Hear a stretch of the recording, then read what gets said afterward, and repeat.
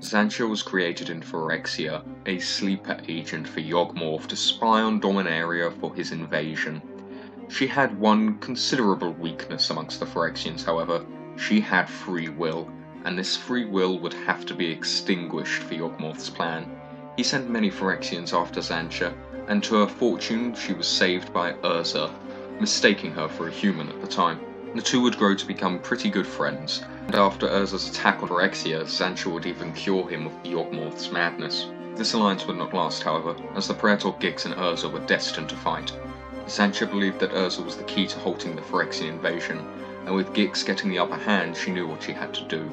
She gave her life to distract Gix just long enough for Urza to strike a fatal blow. Xantcha's sacrifice would not be in vain, and her Phyrexian heart would be used as the personality core of Urza's greatest creation, Khan. Hello everybody, Harry961 here, and today I am doing another MTG deck tech. With Commander 2018 out and my 4 precons on order, I've decided to make a deck tech of what was my favourite commander out of the set. No, it's not any of the main ones, it is Xantcha. Xantcha is a 3-cost, 1 generic mana, 1 black, 1 red minion, and she has some pretty interesting abilities. The first is that she has a power and toughness of 5/5 at 3 mana, which is very good, very strong starting stats. But there's more to it than that. When she enters the battlefield, you generously donate her to one of your opponents. She is a sleeper agent after all. She's going to attack each turn if able, and she can't attack you or planeswalkers you control. So this already leans quite heavily into the politics side. She has a very unique ability as well. Any player may activate it, and they can pay 3 mana to make Xantcha's controller lose 2 life, and they draw a card as a reward. So it incites this political game, and I really like that in Commander. So I've decided to make Xantcha my commander of choice for this deck tech. I also realised that with this commander set, people are going to be looking for quick ways to get into these commanders, so I'm doing this on a budget. Xantcha herself is only £1.20, so overall I'm going to want to keep the deck relatively cheap and affordable for everyone to be able to use. Now the goal of the deck is to try to get our enemies to fight amongst themselves by incentivizing attacks away from us and to one another. There's going to be a bit of board control in there so that people will be even less incentivized to attack you directly. We'll have a small sub-theme of generously donating some maybe less wanted pieces to our opponents, and all hopefully for the affordable price of £40 or about $55 US. Now before I get started, there are a couple of disclaimers. First and foremost is that the prices are of the time of recording, and I'm using Magic Card Market. Other stores are available for wherever you buy them. I've just simply gone to Google, price converted over to British pounds and then US dollars to get the prices. This deck is also not intending to go infinite. It is very easy to donate Xantcha to your opponent, create infinite mana, drain them out, draw your deck, etc. That's not what we're here for. We're here for some casual, fun, janky games of Commander with our opponents, all to fit the theme and character of Xantcha. Now with that out of the way, let's begin. Now I've broken the game plan of this video down into several sections, the first of which is sowing the seeds of discord. This section's about getting your opponents to fight one another. I won't go through all of the cards, but I'll pick out 3 of my favourites. The first is from Commander 2018, and a card I can't wait to get a hold of. It is Sower of Discord. For 2 black, 4 generic mana, you get a 6/6 flying demon. As Sower of Discord enters the battlefield, choose 2 players. When damage is dealt to one of those players, the other player loses that much life. This is a fun political card. You can tie up 2 people and get the person who's winning the game to try to take one of those people out, so the other one will end up dying. It is a very fun card.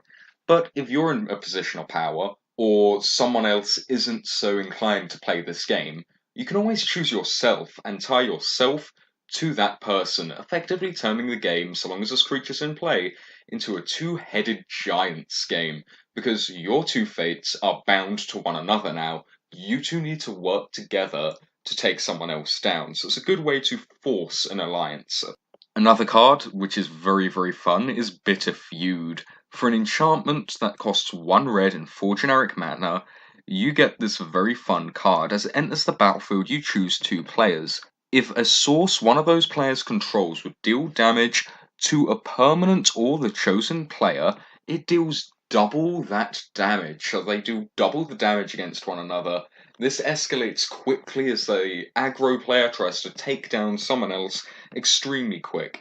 This is also helping sow the seeds of discord, obviously, as being able to do more damage to someone else incentivizes you to kill them, especially when they're doing double damage to you.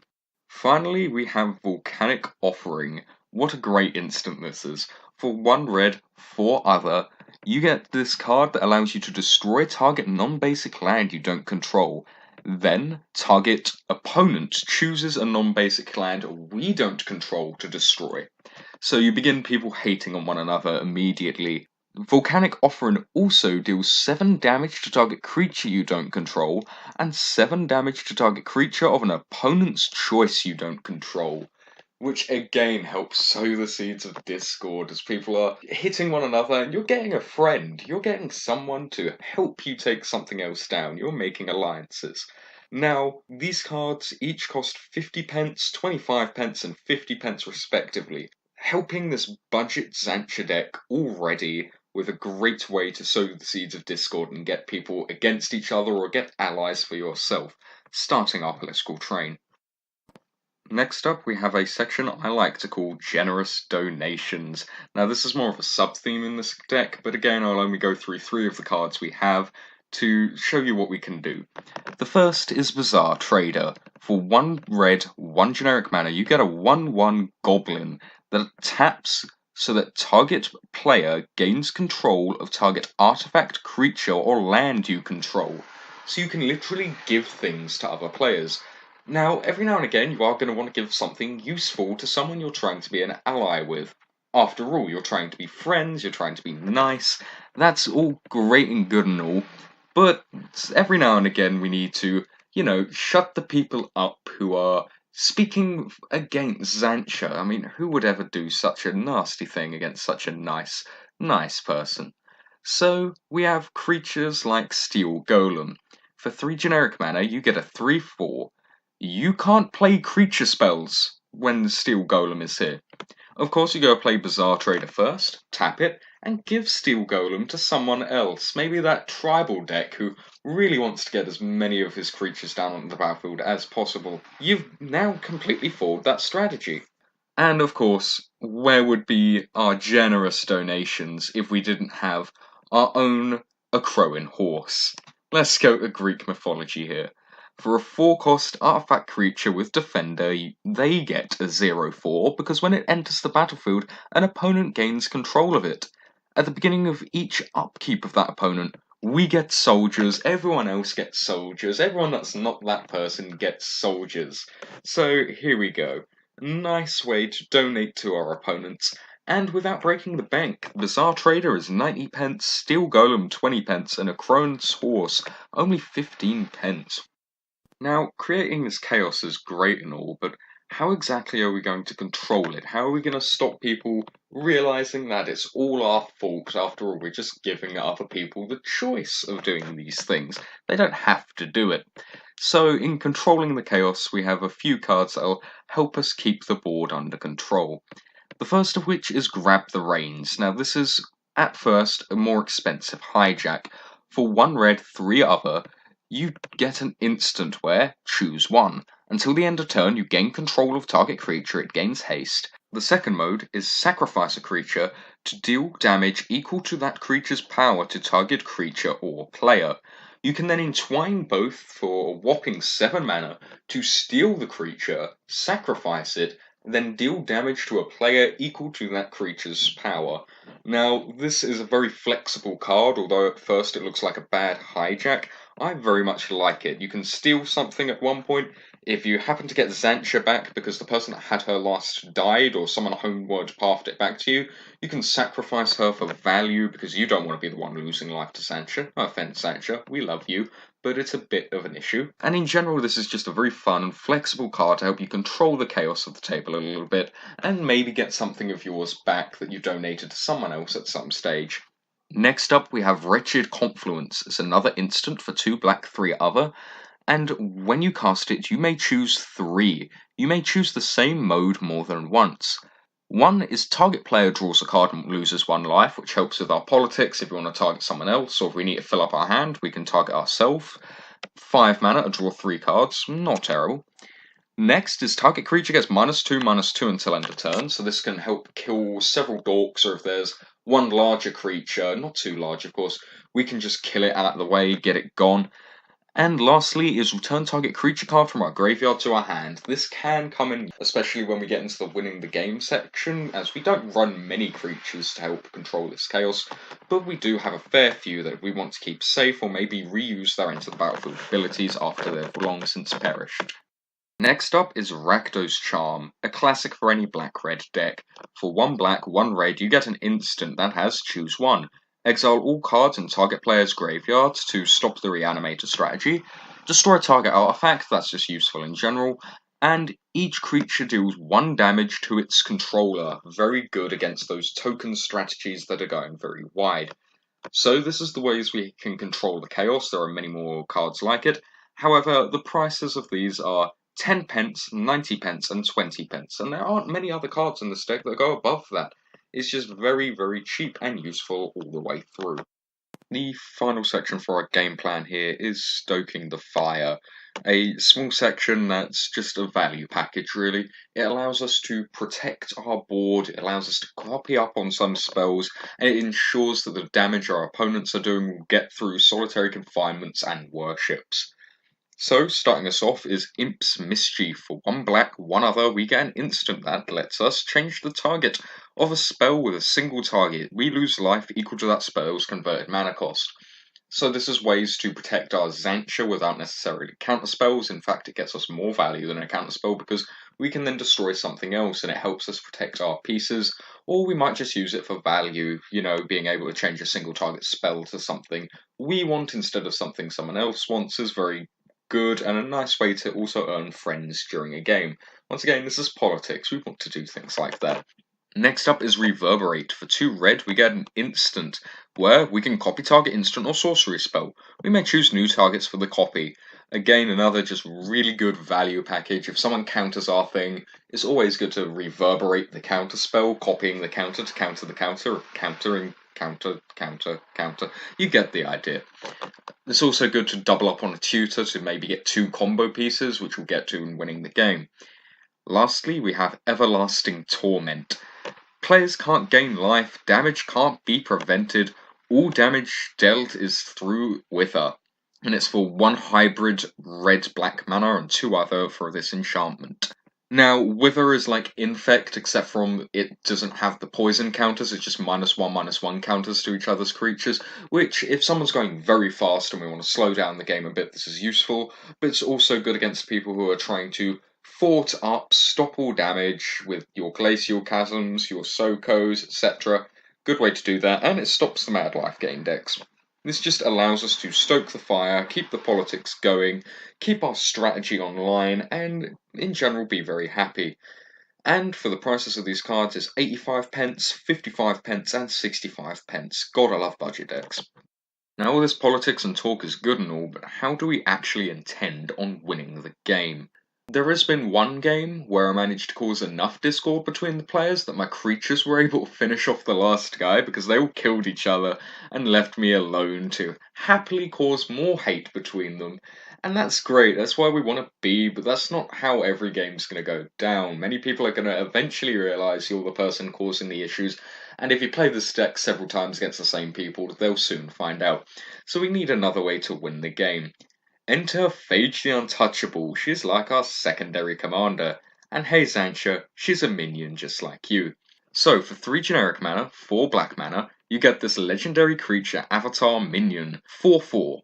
When she enters the battlefield, if we didn't cast her from our hand, you lose the game.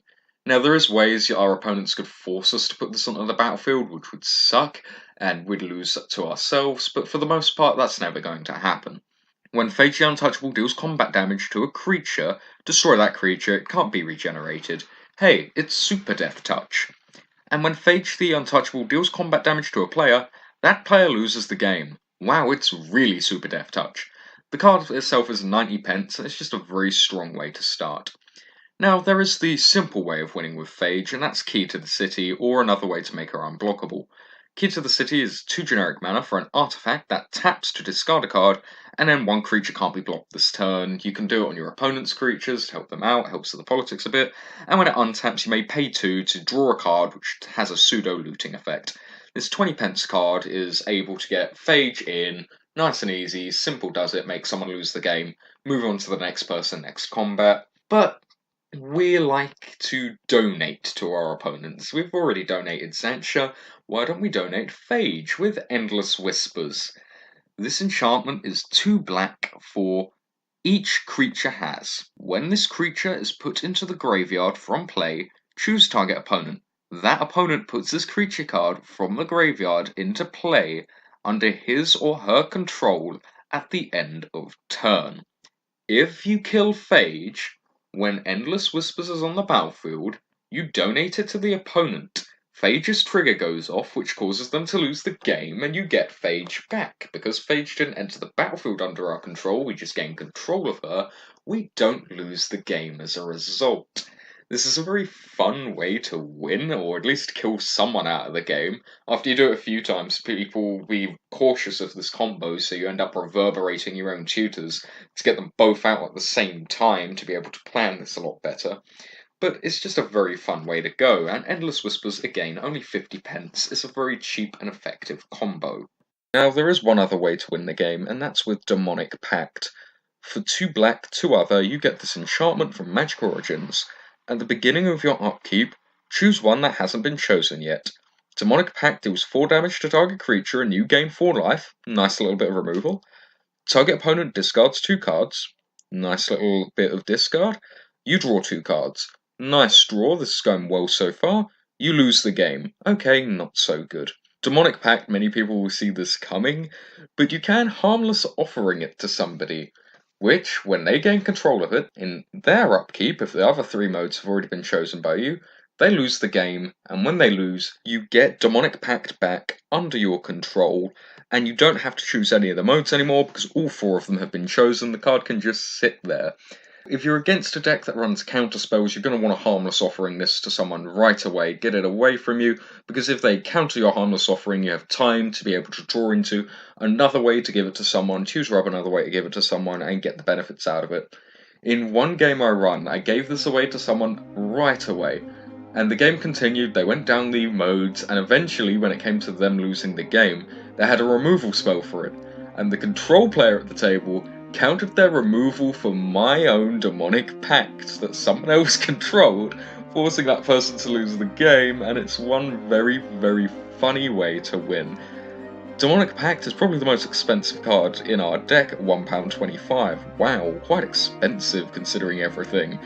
But Harmless Offering is only 25 pence, making it £1.50 for this combo, and it's very fun and a very great way to do it. I can't wait to get my hands on the new precons, they're in the mail as I speak, and I'm going to try to build this right away. I've already had some practice online with it, and it looks like a very fun deck, and I hope you guys enjoy it if you decide to make it yourselves. Anyway, I've been Harry961, I hope you enjoyed the deck tech, and I hope you enjoy your days.